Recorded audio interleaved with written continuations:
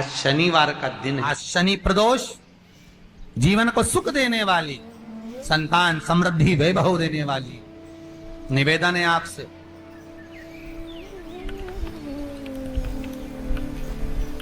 सूर्य अस्त का समय हो, प्रदोष का समय, प्रदोष काल, शाम के समय पर कटोरी में सरसों का तेल ले लीजिए। शंकर के शिवलिंग पर किसी मंदिर में जाकर सरसों का तेल शिव पर चढ़ा। तेल चढ़ते समय शंकर के शिवलिंग पर त्रिपुंड बना दें। ये एक उंगली, चीटी उंगली के पास वाली उंगली शंकर के शिवलिंग पर टच कर कर रखें और अपनी मनोकामना पूर्ण कहें। बाबा विश्वनाथ पूरा करता है। भगवान शंकर के द्वार पर स्वयं शनि महाराज आज मिलने के लिए, और जितने ग्रह नष्ट देने वाले हैं, कारक ग्रह हों, बेकार वृत्ति वाले हों, वो सब आज शनि सबके दोष मिटा देता है। शंकर भगवान के मंदिर में आज शनि प्रदोष के दिन, मंदिर में नहीं तो घर में अगर शंकर का शिवलिंग है तो एक दिया अवश्य लगाओ। शनि महाराज जीवन का सुख प्रदान करेंगे, आनंद। शनि प्रदोष,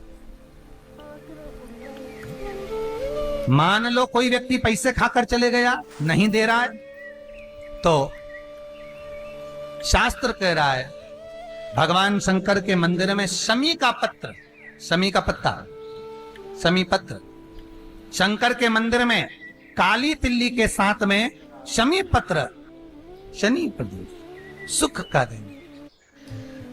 स्वयं शंकर को प्रिय है प्रदोष का व्रत, इसलिए निवेदन है बन सके व्रत करते हुए भगवान शंकर का अनुमोदन करें, जीवन को सार्थक बना। भगवान शिव का स्मरण करते हुए आनंद करते। शंकर सुख की दैनी है, शिव आनंद के देते। वो क्या नहीं देता?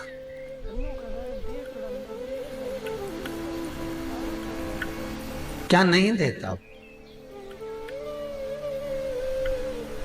आरोग्यता देने वाला अगर कोई है तो शंकर है। शनिवार की प्रदोष संतान का सुख देती है, और शनिवार की अगर प्रदोष पड़ती है तो शिव शमी के वृक्ष के नीचे रहते हैं। और प्रदोष के दिन, प्रदोष काल में लगाया गया दीप, प्रज्वलित करा गया दीप 5 स्थान पर फल देता है। पहला स्थान, अगर हमको या हमारे परिवार में किसी को काल सर्प दोष है तो हमारा प्रदोष का लगाया गया दीपक कहीं पूजन मत कराओ, वो दीप जलाने से ही काल सर्प दोष समाप्त होता चले जाता है। दूसरा स्थान पितृदोष, अगर किसी ने कह दिया कि तेरे घर में पितृदोष है, तेरे घर में, कई लोग बता देते हैं कि तुम्हारे घर में, कई माताएं पूछती हैं मेरे घर में बेटा नहीं, मेरे घर में 3 बेटी हो गई, 4 बेटी हो गई, 5 बेटी हो गई, बेटा नहीं है, बेटा नहीं, तो किसी ने कह दिया पितृदोष है।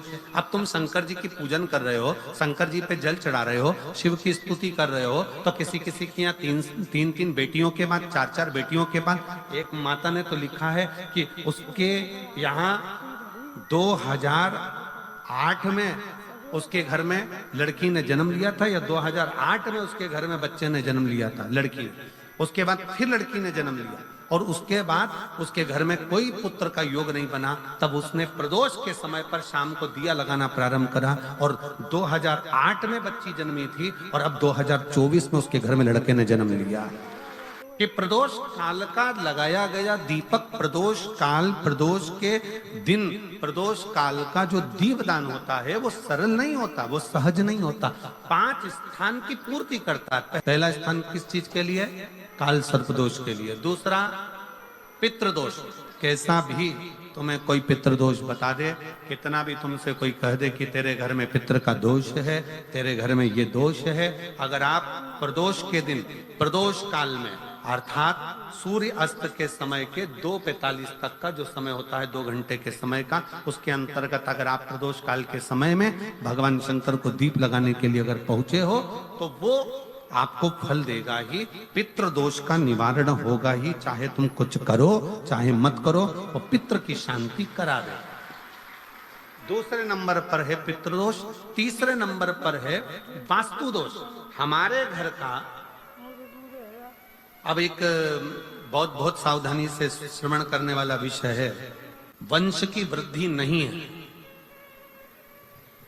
30 वर्ष शादी के हो गए, 40 वर्ष शादी के हो गए और औलाद है ही नहीं। डॉक्टर ने भी हाथ नीचे कर दिए, टेस्ट पे भी करवाया, आईवीएफ करवाया, सब कुछ तुमने करवा लिया, तो भी औलाद नहीं है।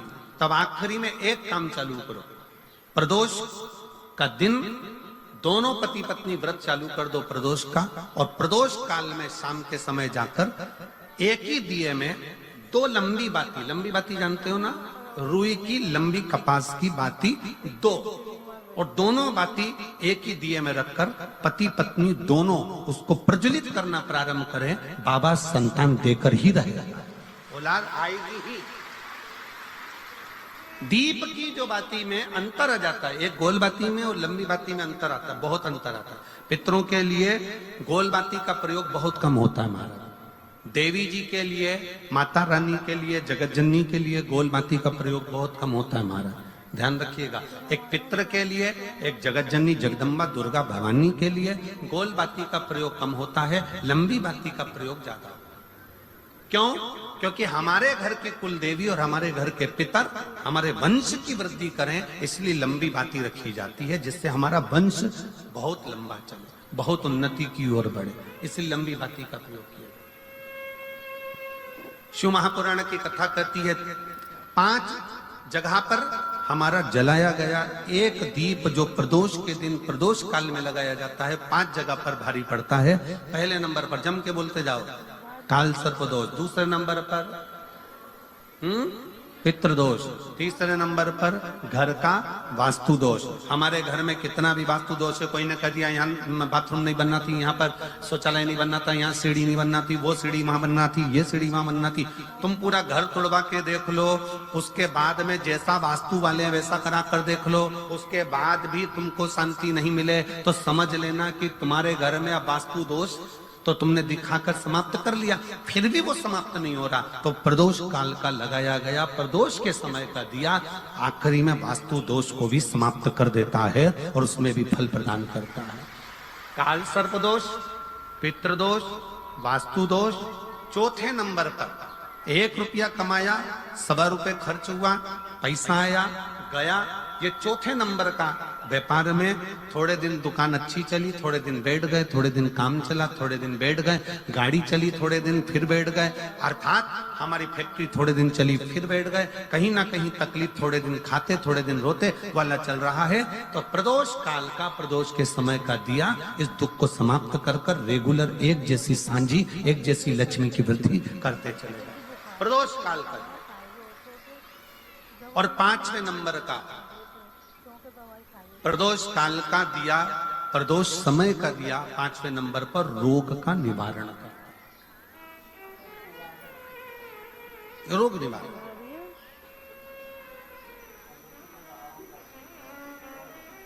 ये 5 स्थान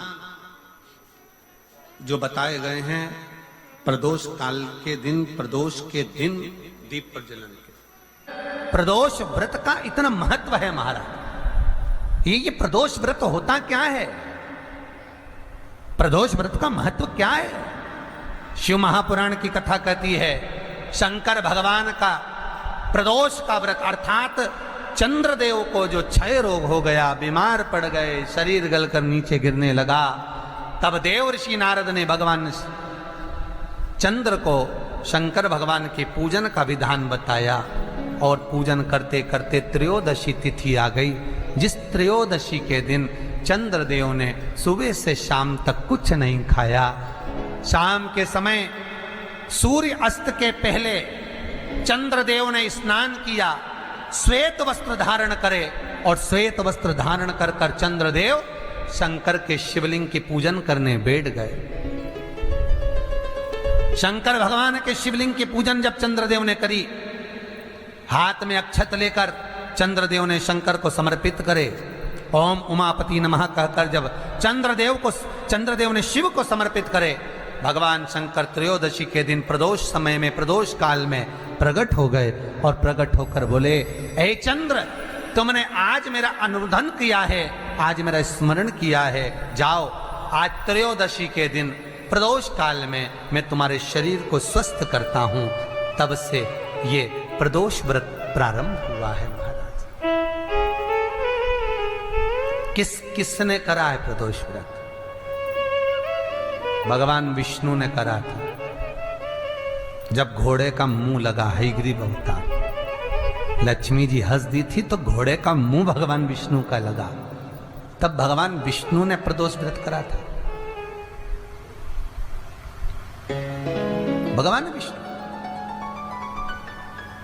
प्रदोष व्रत 11, 26 अवश्य करना चाहिए। या तो 11 करो या 26 करो, करना चाहिए। प्रदोष कोई साधारण सा व्रत नहीं है। प्रदोष कोई निम्नता व्रत नहीं है, सहजता का। एक एक प्रदोष का महत्व शास्त्र वर्णन करता, शिव महापुराण कहती है एक एक प्रदोष का महत्व, एक एक प्रदोष। एक बात बहुत अच्छे से समझ लीजिए, जिसके घर में क्लेश होता हो, अशांति रहती हो, क्लेश रहता हो, या छोटी छोटी बात पर विवाद चालू हो जाता हो, या पति पत्नी में, परिवार में, सास बहू आदि में कहीं ना कहीं कुछ अगर विवाद रहता हो,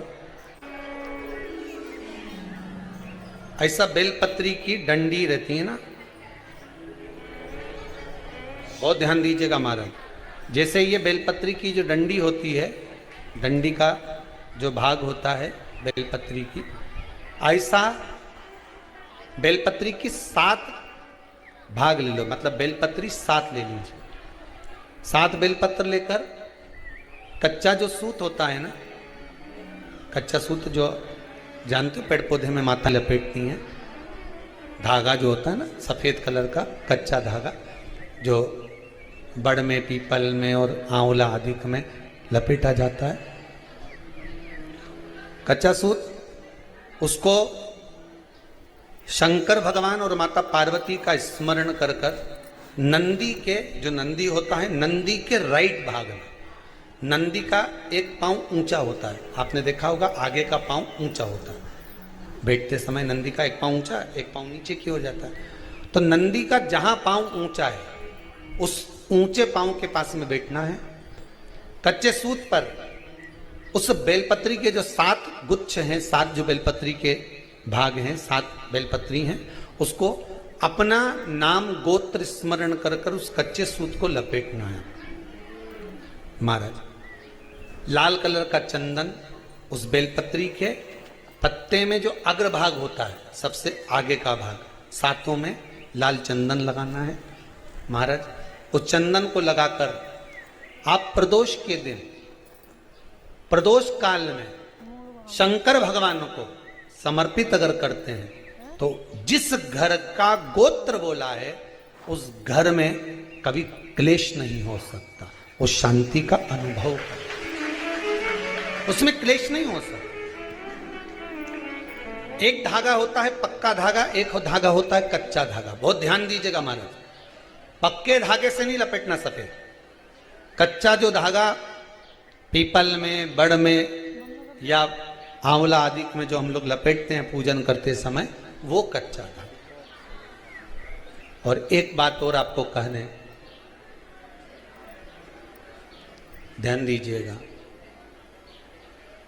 अगर मान लो किसी पति पत्नी का तलाक तक की नौबत हो गई और तलाक नहीं कराना है, आपस में वापिस प्रेम बढ़ जाए, छोरी वापिस घर में रहे, बेटा उसको रखे, बहू रहे, आपस में प्रेम बढ़े, वो भले मायके चली गई हो, वो भले लड़का छोड़कर चले गया हो, अकेली रह रही हो और चाहती है कि मैं पति के साथ रहना है, तलाक नहीं होना चाहिए, हम दोनों में प्रेम रहे, वो संभाले मेरे को भी और मैं भी आदर करूं, वो भी आदर करे। तो मेरा निवेदन है, कच्चा जो सूत होता है, कच्चा जो धागा होता है, नंदी के ठीक पीछे बैठकर कोई साथ में आपके परिवार का कोई व्यक्ति चले जाए और हस्तकमल को, जिसको अपने परिवार में वापिस रहना है, उस स्त्री हो या पुरुष हो, दोनों में से कोई भी नंदी के पीछे बैठकर, सोमवार की जिस दिन अष्टमी पड़े उस दिन नंदी के पीछे बैठकर हाथ को ऐसा बंद करना है हाथ में एक बेलपत्री रखना है सीधी सीधी, बंद कर कर 7 बार उस हाथ पर कच्चा सूत लपेट देना है। उस सूत को वापस निकाल लेना है। बेलपत्री के साथ में, और बेलपत्री को तो अपने पास में रखना। सबसे पहले माता पार्वती का जो हस्त कमल ऐसा होता है शिव मंदिर में, उस हस्त कमल में वो सूत जो आपके हाथ से निकला है वो उसमें डाल देना है। माँ जगत जननी से प्रार्थना कर कर, और जो बेलपत्री आपने संबंध को जोड़ने के लिए अपने हाथ में ली है वो शंकर भगवान के कटी भाग में, फिर निवेदन करूंगा, कटी भाग को समझ लीजिए। ये शिवलिंग रखा है, जहां पर शंकर भगवान का शिवलिंग, माता पार्वती जी के हस्त कमल पर जो शिवलिंग रखा है, ये भाग कटी भाग कहलाता है। इस जगह पर जहां शंकर और पार्वती का मिलन हुआ है, उस जगह पर उस बेलपत्री को रख देना। महाराज ज्यादा से ज्यादा 3-4 महीने लगते हैं, दोनों में वापस प्रेम बढ़ जाता है, दोनों एक हो जाते हैं। तलाक तक बात चल भी रही हो तो वो तलाक समाप्त हो जाता है। प्रेम, करुणा, आसक्ति, स्नेह बढ़ जाता है। संबंध टूटने की कतार पर एक बार माता पार्वती को समर्पित तो करो अपना संबंध कि मां अब तुझे नहीं भाना। माना मैंने अपशब्द कह दिया होगा, माना मेरी गलती होगी, थोड़ी गलती उनकी भी होगी, पर दोनों की गलती है मां, अब इस संबंध को तुझे निभाना। जब कच्चा सूत माता के हाथ में रखो तब माता को विनती करना, इस संबंध की डोरी अब तेरे को दे दी। दीन बंधु दीनानाथ मेरी डोरी तेरे, अब ये डोरी मैंने तुमको दे दी, अब ये संबंध आपको निभाना है, अब ये संबंध मेरा। एक प्रयोग जरूर कर कर देखना, जिस दिन घर में क्लेश हो रहा हो, भाइयों में आपस में झगड़ा हो रहा हो, देवरानी जेठानी में झगड़ा हो रहा हो, सास बहू में झगड़ा हो रहा हो और शांति हो ही नहीं रही, बहुत प्रयास कर लिया तुमने कि शांति नहीं हो रही, तो प्रयास करो, प्रदोष के दिन एक बेलपत्र लीजिए। हेलो, नहीं तबीयत ठीक नहीं है उनकी। प्रदोष के दिन बेलपत्र लेकर उनका फीवर ही नहीं जा रहा। अपना जो परिंडा होता है, परिंडा जानते हो, मटका हंडा जहां पानी भरते हो, पितरों का स्थान, उस परिंडे को बेलपत्र छुआकर उस बेलपत्र को शंकर भगवान के ऊपर जो जलाधारी होती है, उस जलाधारी में इस डंडी को अपने घर का नाम गोत्र बोलकर उसको डाल दिया जाता है। 1 लोटे पानी में थोड़ा सा शहद मिलाकर उस जलाधारी में भगवान शंकर का भृंगेश्वर नाम लेकर चढ़ा दिया जाता है। शिव जी को चढ़ाया हुआ जल उस बेलपत्र को चढ़ाकर जाइए। कितना भी तेज झगड़ा हो रहा होगा, मात्र 10 मिनट के अंदर एकदम शांत हो जाता है, झगड़ा रह ही नहीं पाता। कितना भी झगड़ा हो रहा, मात्र 10 मिनट, 15 मिनट से ज्यादा नहीं टिक सकता। अगर खाओगे शंकर जी के मंदिर की तो मुख में जीवान छार छार हो जाती है। बोलो सही है कि गलत? प्रतिदिन बेलपत्र खाओगे शंकर मंदिर की तो मुख में कई बार छाले भी पड़ जाते हैं। सत्य है कि गलत? शिव महापुराण की कथा कहती है अति सर्वस्व वर्जते। आपको अगर बेलपत्र खाना है, हफ्ते में 2 खाओ, हफ्ते में 3 खाओ। मुंह में अगर छार छार हो रहा है, छाले पड़ रहे हैं, तो बेलपत्र को, शिवजी की चढ़ी हुई बेलपत्र को सुखाकर चूरा बनाकर इतनी सी चुटकी भर खा लिए, पानी पी लिया। लीवर गड़बड़ हो गया है, डायलिसिस चल रहा है, किडनी गड़बड़ हो गई है, डॉक्टर बोल रहा है कि डायलिसिस करवाना पड़ेगा, तो बेलपत्री के पीछे की जो डांट होती है, जिसको आप लोग तोड़ के फेंक देते हैं, वो बेलपत्री के पीछे की जो डांट है, ये ब्रह्मा विष्णु महेश, समझ में आ रहा है आप लोगों को? बीच में जो डंडी दिख रही है आपको, इसके बीच में बड़ी पत्ती और 2 पत्ती के बीच में जो खाली जगह है, ये खाली जो डंडी है, इसमें 33 कोटि देवी देवताओं का स्थान होता है। किसका स्थान है? 33 कोटि देवी देवता। इसलिए बेलपत्र चढ़ाते समय बेलपत्र को इस जगह से पकड़कर समर्पित किया जाता है कि 33 कोटि देवी देवताओं का स्पर्श कर कर, ब्रह्मा विष्णु महेश का स्पर्श कर कर चढ़ाया जाता है। बेलपत्री के नीचे की जो डंडी होती है, ये 2 पत्ती से लेकर नीचे का जो भाग होता है, ये स्कंद पुराण कहती है, इसमें 64 योगनियां और मेरी माता पार्वती का संपूर्ण जितनी शक्तियां हैं, वो सारी शक्तियां इस डंडी के अंदर विराजमान होती हैं। इस डंडी के पीछे एक गोखरू होता है जिसको माताएं तोड़ देती हैं। वो जो टूटा हुआ गोखरू रहता है, उसमें भगवान शंकर के प्रत्येक गण का भाव रहता है। इनका काम क्या रहता है? जब शरीर में किसी व्यक्ति के जीवन में जब दुख तकलीफ या रोग बढ़ता है, तो वो गोखरू जो नीचे का रहता है, वो टूटा हुआ गोखरू अशोक सुंदरी वाली जगह पर चढ़ाकर हफ्ते में 2 बार उसको चबा चबा कर अगर खा लिया जाए तो डायलिसिस की जरूरत नहीं पड़ती, डायलिसिस छूट जाता है। लीवर और किडनी काम करना प्रारंभ कर देती। और अच्छे से सुन लेना, अभी की अभी घर जाकर शुगर की जांच करना। शुगर कितनी भी हाई जा रही होगी, बेलपत्री के नीचे का गोखरू टूटा हुआ अशोक सुंदरी पर चढ़ाकर खाकर 5 से 7 मिनट मुंह में रख लीजिए और उसके बाद शुगर की जांच कर लीजिए, शुगर लेवल में मिलना प्रारंभ हो जाए। बेलपत्री का जो सुख है वो जीवन का आनंद देता है।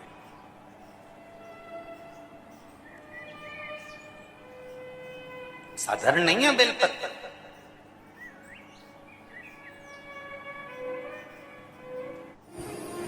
ओ मेरी बहनों, मेरी जीजियों, मेरे जीजाओं, मेरी बेटियों, बेटाओं,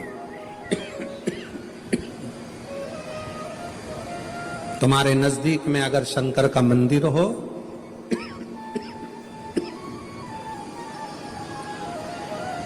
तो उस शिव मंदिर में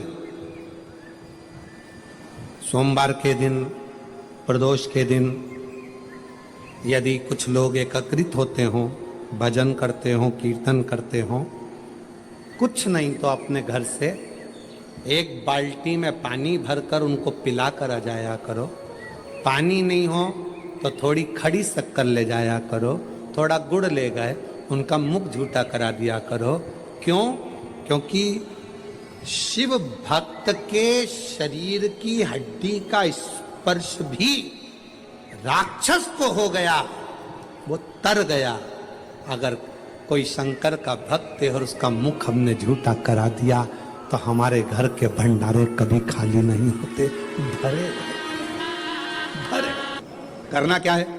जब व्यक्ति को ऐसे गलत विचार आने लगे पूजन के समय पर, अच्छी जगह पर, ये गलत विचार, आप गलत कर नहीं रहे हो, आप मांसाहार नहीं कर रहे हो, आप किसी स्त्री को गलत नहीं देख रहे हो, आप किसी पुरुष को गलत नहीं देख रहे हो, आप किसी मदिरा की दुकान पर नहीं गए हो, पर आपकी विचार धारणा में अगर ये चीजें पूजन करते समय, भजन करते समय, अर्चना करते समय, मंदिर जाते समय, मंदिर में बैठते समय, मंदिर में उपवास करते समय तुम्हारी बुद्धि में अगर ये चीजें आ रही हैं, मन में अगर ये चीजें पाठ करते करते भी अगर आ रही हैं, तो समझ लेना कि आपके ऊपर कहीं ना कहीं किसी ना किसी रूप में कोई अन्न किसी के घर का ऐसा खा लिया है जिसके कारण तुम्हारी बुद्धि थोड़ी सी भ्रष्ट हुई है। उसको सुधारें कैसे, उसको संवारें कैसे? अब किसी ने यही प्रसंग को सुनकर कहा, गुरुजी अगर किसी के घर का अन्न खाया है तो अन्न खाने के बाद तो वो पच गया, पचने के बाद वो गंदगी में निकल भी गया।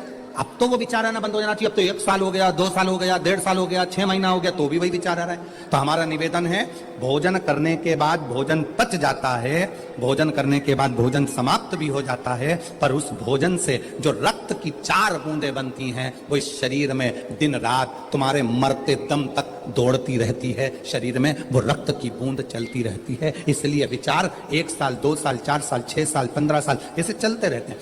उस विचारों को, गलत सोच को, गलत विचारों को, गलत दृष्टि को समाप्त कैसे करें?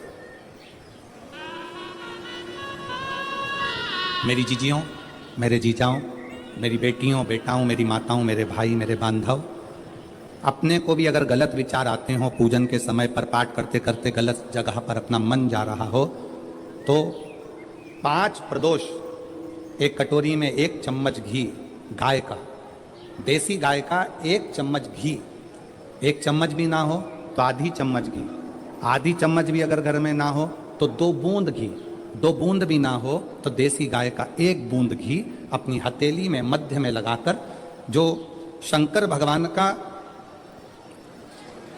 भगवान शिव जी का जो शिवलिंग होता है, उस शिवलिंग के ऊपर के भाग पर अपनी हथेली को रखकर, और जो अशोक सुंदरी वाली जगह है उस जगह पर अपनी हथेली का घर्षण करना चाहिए। लगभग 5 प्रदोष अगर आपने कर लिया तो निश्चित है आपकी बुद्धि में कभी गलत विचार पूजन करते समय आएगा ही नहीं, और गलत दृष्टि की ओर जाओ।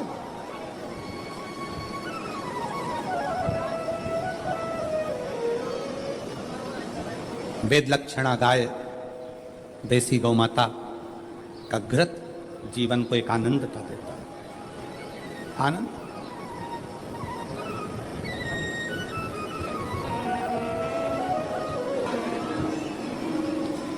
गौ माता का, देसी गाय का घृत, वेद लक्षणा गाय का 1 बूंद घृत हाथ की हथेली पर लगाकर शिवलिंग के ऊपर और अशोक सुंदरी की जगह पर घर्षण करने से जो गलत विचार, गलत सोच, गलत दृष्टि, गलत भाव ये समाप्त हो।